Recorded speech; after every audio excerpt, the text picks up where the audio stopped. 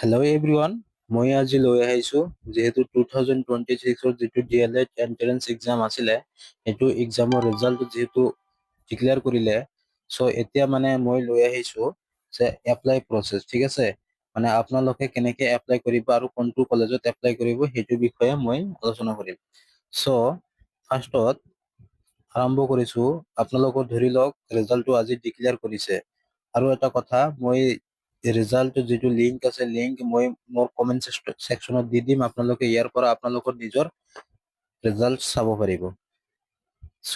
First result declare কৰাৰ পিছত আপোনালোকে যিটো অনলাইন কাউন্সিলিং হ'ব, আপোনালোকে 28 জুলাইৰ পৰা 31 জুলাইলৈকে আপোনালোকে এপ্লাই কৰিব পাৰিব।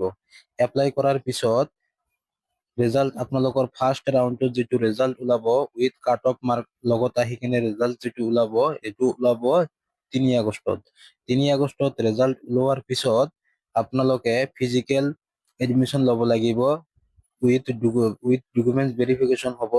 সেইদিনাখনে যোনদিনা আপোনালোকে এডমিশ্যন ল'ব আৰু সেইদিনাখনে এডমিশ্যন ফিজ জমা দিব লাগিব। তাৰপিছত আৰু সেই এডমিশ্যন হ'ব আপোনালোকৰ 4 আগষ্টৰ পৰা 6 আগষ্টলৈকে। তাৰপিছত ৰাউণ্ড 2ত আহিব আপোনালোকৰ আকৌ ৰাউণ্ড 1 এডমিশ্যন কমপ্লিট হোৱাৰ পিছত আপোনালোকৰ ৰাউণ্ড 2 ৰিজাল্ট আহিব 10 আগষ্টত। 10 আগষ্টত ৰিজাল্ট অহাৰ পিছত physical admission with document verification হ'ব 11 আগষ্টত, আৰু সেইদিনাই আপোনালোকৰ এডমিশ্যন ফিজ জমা দিব লাগিব। তাৰপিছত আপোনালোকৰ কাউন্সিলিং 2 হ'ব আপোনালোকৰ 14 আগষ্টত।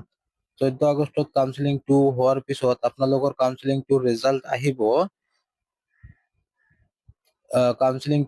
আহিব 16 আগষ্টত। 16 আগষ্টত ৰিজাল্ট অহাৰ পিছত আপোনালোকে 17 আগষ্টত physical admission with document verification কৰা হ'ব, আৰু সেইদিনাখনে আপোনালোকৰ ফিজ জমা দিব লাগিব। এনেকে আপোনালোকে এপ্লাই কৰিব লাগিব। এপ্লাই কৰাৰ পিছত লিষ্টত নাম আহিব, তেতিয়া আপোনালোকে এডমিশ্যন ল'ব পাৰিব। আৰু এটা কথা মনত ৰাখিব, এডমিশ্যনৰ দিন পাৰ হৈ গ'লে মানে প্ৰব্লেম হ'ব পাৰে। আপোনালোকৰ এডমিশ্যনৰ দিনাই এডমিশ্যন ল'ব লাগিব। তাৰপিছত আপোনালোকে কোনটো কলেজত এডমিশ্যন ল'লে ভাল, মানে আপোনালোকে জাষ্ট এটা কলেজতে এপ্লাই নকৰিব। আপোনালোকে নিজৰ ডিষ্ট্ৰিক্টত যেইকেইটা কলেজ আছে গোটেই কেইটাতে এপ্লাই কৰিব। এপ্লাই কৰিলে মানে চিট পোৱাৰ সম্ভাৱনা থাকে, ঠিক আছে।